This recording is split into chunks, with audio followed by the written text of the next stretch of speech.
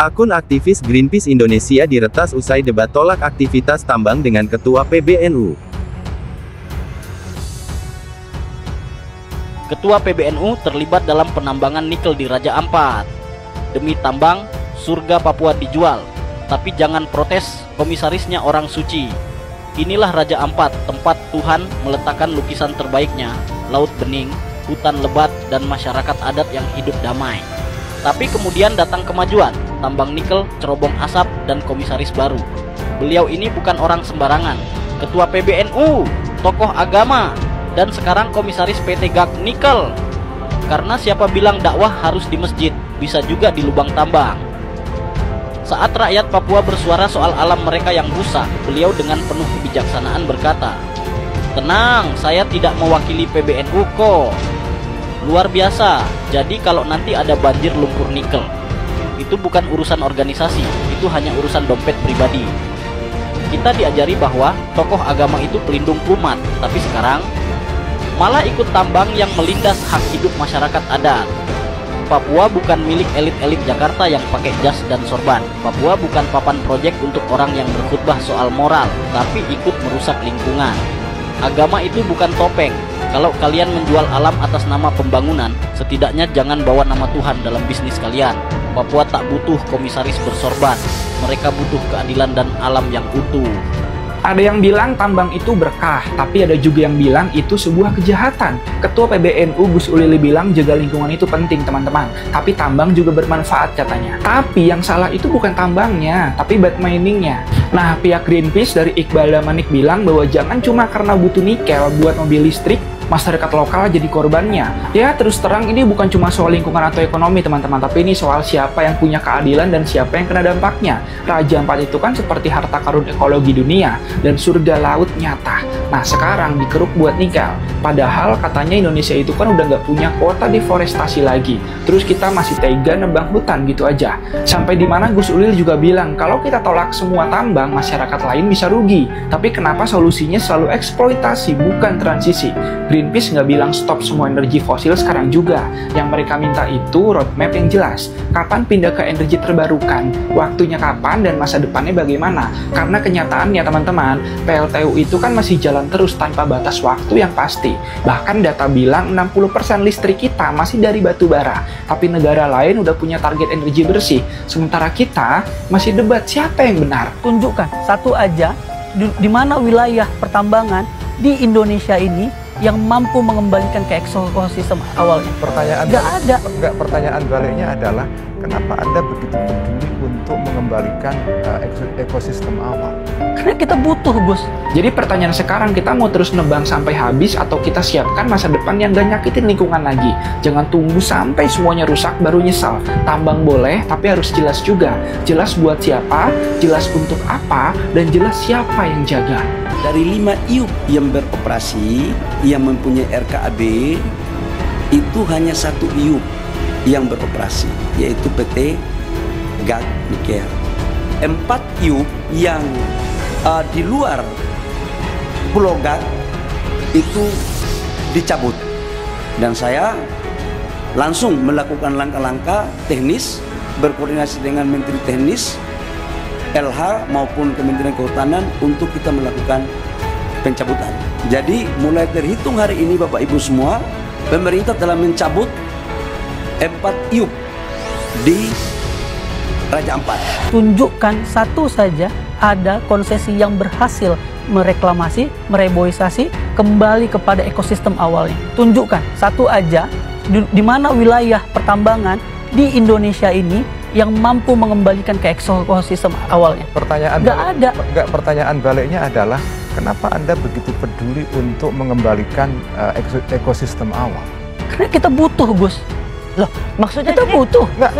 Maksudnya dibiarin dan itu wajib, Gus. Bukan begitu. Ini saya ambil analogi lain. Saya waktu kecil di kampung saya menikmati ekosistem yang baik. Pohon banyak, sawah banyak. Sekarang karena pertambahan penduduk, ekosistem itu hilang. Anak saya tidak lagi bisa menikmati itu. Gus, tidak head to head dibandingkan dengan pertumbuhan penduduk. Karena eskapator dengan manusia, emisi yang dikeluarkan beda, Gus. Satu orang, Gus, hanya bisa menebang satu pohon misalnya dalam satu hari, tapi eskapator bisa menebang ribuan hektar dalam satu hari.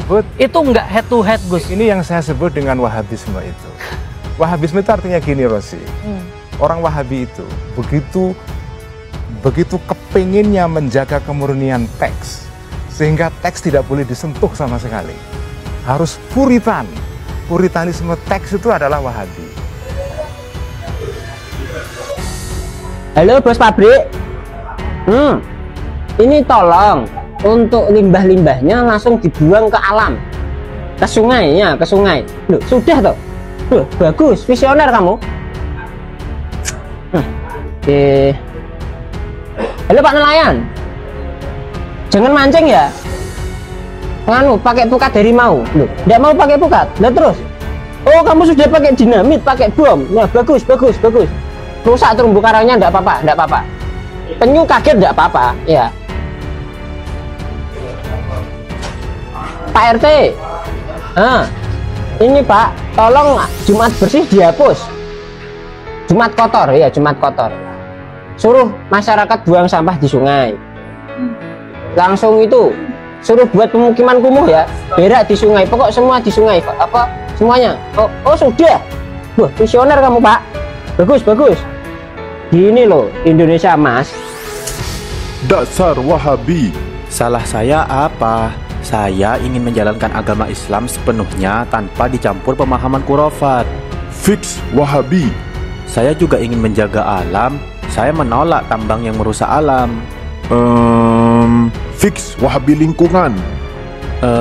Kalau saya ingin ngaji yang ada sound horeg dan joget-jogetnya, ini baru pemahaman agama yang benar dan tidak kaku. Welcome to the club, brother.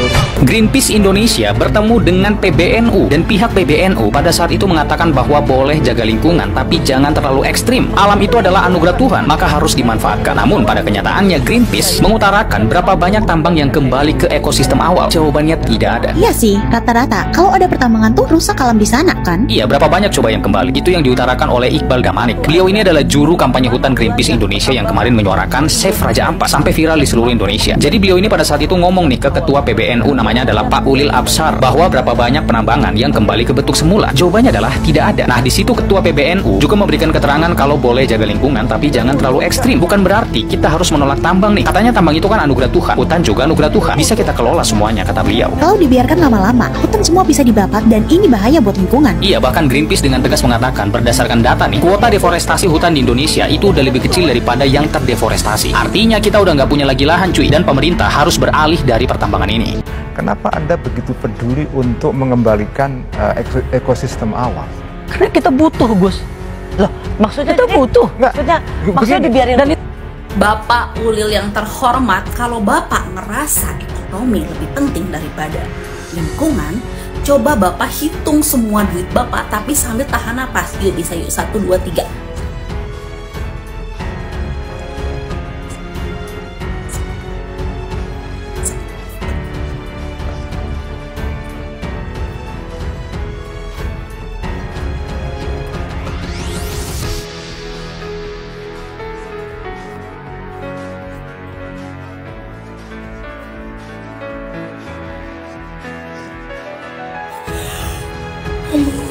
Gak bisa, Gus.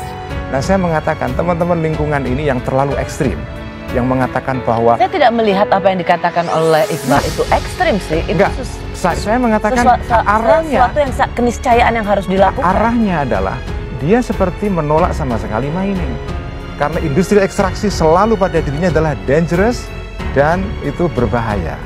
Jadi yang bilang tidak berbahaya ada nggak, Gus? Nggak. Oke, kalaupun berbahaya, apakah sama sekali kita tidak boleh menambang? Ini anugerah Allah, pohon anugerah, tambang anugerah. Mari kita lihat kalkulasi maslahat mafsadatnya. Itulah, Gus, yang kita minta. Kapan pemerintah mau beralih dari sini? Kenapa harus beralih? Loh, harus beralih. Karena kalau kita tidak beralih, kita sudah tidak punya. Bahkan Kementerian Kehutanan sendiri bilang di dalam program volunya, kuota deforestasi kita itu sudah lebih kecil daripada yang sudah terdeforestasi. Nggak, maksud saya gini. Nggak ada ruang, Gus. Maksud saya. Ini ada namanya hitung-hitungan, Gus, daya dukung, daya tampung lingkungan. Dalam satu wilayah, dia memungkinkan untuk diekstraksi lagi atau tidak. Kalau dia sudah tidak mencukupi, maka berhenti. Tidak semua hal harus kita ekstraksi. Tidak semua hal atau anugerah ini menjadi nikmat kita. Ada juga anugerah di muka bumi ini yang menjadi nikmat dan harus kita wariskan kepada anak cucu kita. Nambang nikel di Indonesia Timur, kok hutan Kalimantan ikut habis? Ada yang udah nonton kontennya Shani Kalawet? Yang ini kontennya. Ternyata nambang nikel di Indonesia Timur juga berdampak ke hutan Kalimantan loh. Lebih tepatnya deforestasi. Padahal itu jaraknya kan udah jauh dan dipisah sama laut ya. Yang aku dengar katanya nambang nikel itu untuk transisi yang lebih ramah lingkungan. Tapi kenapa prosesnya malah mengancam hutan? Kok bisa begitu? Dari penjelasan Shani Kalawet, setelah ekstraksi nikel ada pemrosesan di mana mengubah biji nikel menjadi nikel murni atau paduannya yang kemudian digunakan dalam berbagai aplikasi industri. Nah, pemrosesan tersebut yang dibutuhkan adalah energi dalam jumlah yang banyak di fasilitas tambang. Dan tentu pilihannya adalah batu bara. Batu bara diambilnya dari mana? Kalimantan. Ada laporan yang mengatakan bahwa produksi batu bara naik sekitar 40% dan kenaikan tersebut disebabkan oleh permintaan oleh industri nikel. Country Director Greenpeace Indonesia Leonard Simanjuntak menegaskan bahwa faktanya pertambangan nikel telah memicu kerusakan lingkungan, pencemaran akut, dan penggusuran masyarakat adat. Menurut teman-teman gimana? Apakah produksi sesuatu yang katanya ramah lingkungan tapi prosesnya yang rusak lingkungan itu tetap ramah? Sebanding nggak tuh? Tulis di kolom komentar ya. Perlu batu bara dari Kalimantan jadi double deforestasi. Ini anugerah Allah, pohon anugerah, tambang anugerah. Pohon ada manfaatnya, tambang juga ada manfaatnya. Mari kita lihat kalkulasi maslahat mafsadatnya. Si Ulil ini menyebut tambang sebagai anugerah aja udah dungu total, bahkan dungu secara moral dan intelektual. Pohon adalah entitas hidup yang menghasilkan oksigen, rumah bagi keanekaragaman hayati dan penyeimbang iklim. Pohon adalah sumber kehidupan tanpa perlu ditambang. Seluruh makhluk termasuk makhluk kayak elu itu merasakan manfaatnya. Lalu pohon itu, anugerah itu dihancurkan oleh proyek yang namanya tambang. Jadi mana ada anugerah menghancurkan anugerah, tolil. Di belakang saya ini adalah Pulau KW, satu dari 610 pulau di Kepulauan Kabupaten Raja Ampat. 75% terumbu karang yang pernah diketahui ada di perairan Raja Ampat ini. Saat ini Raja Ampat kita kenal sebagai wilayah yang sangat bagus, tempat wisata alam terbaik yang ada di Indonesia, terutama tadi dari sisi terumbu karang dalam kondisi terancam. Kami mencoba menganalisis berbagai bukti visual yang telah dikumpulkan dari lapangan. Hal ini untuk melengkapi data spasial yang sebelumnya telah disusun. Jadi ini Pulau KW gitu ya, yang berada di landscape Raja Ampat. Ini termasuk pulau kecil kan, dan tadi sekelilingnya itu kekayaan biodiversitasnya tinggi gitu. Nah, kalau kita lihat izinnya nih hampir semua nih, hampir seluruh pulau ini dikasih izin nih, izin nikel, izin eksploitasi. Jadi kalau kita melihat ya seluruh pulau ini bakalan habis karena semua izinnya udah masuk di hampir seluruh pulau ini masuk dalam konsesi izin yang warna merah ini gitu. Nah, dari situ kita ke Pulau Gak. Nah, Pulau Gak ini juga yang paling masif ya. Sebenarnya mereka udah melakukan aktivitas lama dan perusahaan ini di bawah Antam gitu ya. Di situ juga ada penduduk, ada kampung di situ, dan di lokasi ini juga ada penangkaran penyu gitu ya, di dekat pantai Pulau Tuturuga ya. Nah di situ seolah-olah perusahaan ini melakukan aktivitas konservasi, tapi kalau kita lihat aktivitas pembukaannya justru dia merusak habitat yang lebih luas. Akun WhatsApp juru kampanye hutan Greenpeace Indonesia, Iqbal Damanik sempat diretas oleh oknum tak bertanggung jawab. Iqbal Damanik selama ini dikenal sebagai sosok aktivis Greenpeace yang vokal menolak tambang nikel di kawasan Raja Ampat. Nama Iqbal Damanik sempat viral usai berdebat sengit dengan Ketua PBNU, Ulil Absar Abdallah alias Gus Ulil di program Rosi Kompas TV beberapa waktu lalu. Saat itu Gus Ulil mengaitkan sikap pegiat lingkungan yang menolak total penambangan itu dengan Wahabisme. Atas pernyataannya itu, Gus Ulil sempat mendapatkan sorotan tajam dari publik, sementara Iqbal Damanik mendapatkan dukungan penuh usai ketegasannya memperjuangkan ekosistem alam di Indonesia. Iqbal Damanik saat debat tolak aktivitas tambang dengan Ketua PBNU. Setelah namanya viral, kabar kurang menyenangkan justru dialami oleh juru kampanye Greenpeace tersebut. Akun WhatsApp Iqbal Damanik sempat diretas oleh oknum tak bertanggung jawab. Kabar tersebut diinformasikan melalui akun X @Greenpeace pada Selasa, tanggal 17 Juni tahun 2025. Kawan-kawan, ada yang coba mengambil alih akun WhatsApp Iqbal Damanik, juru kampanye hutan Greenpeace. Jika ada yang menerima pesan mohon abaikan dan jika ingin menghubungi, bisa coba jalur lain ya, tulis akun tersebut dikutip pada Rabu, tanggal 18 Juni tahun 2025. Kabar tersebut langsung mendapat sorotan dari netizen. Peretasan nomor WhatsApp Iqbal Damanik dikaitkan dengan debatnya beberapa waktu lalu dengan Gus Ulil. Juru kampanye Greenpeace Indonesia, Iqbal Damanik. Serangan terhadap aktivis lingkungan itu nyata. Bukan cuma soal tanah dan hutan, tapi juga nyawa dan akses komunikasi mereka. Solidaritas penuh untuk Bang Iqbal dan semua pejuang bumi. Kita harus lebih waspada, lebih bersuara, dan lebih terorganisir, tulis akun @ro**. Ngeri ya, abis debat bukannya pemerintah nih mikir malah begini. Dengan begini harusnya mereka sadar, kepercayaan makin hilang, ujar akun @stray**.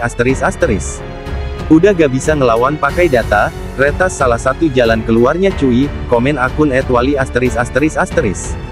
Kejam kali geng tambangnya si @ulil, ujar akun @paris**. Namun beruntungnya, meski hampir alami peretasan, akun WhatsApp Iqbal Damanik kini sudah bisa kembali pulih.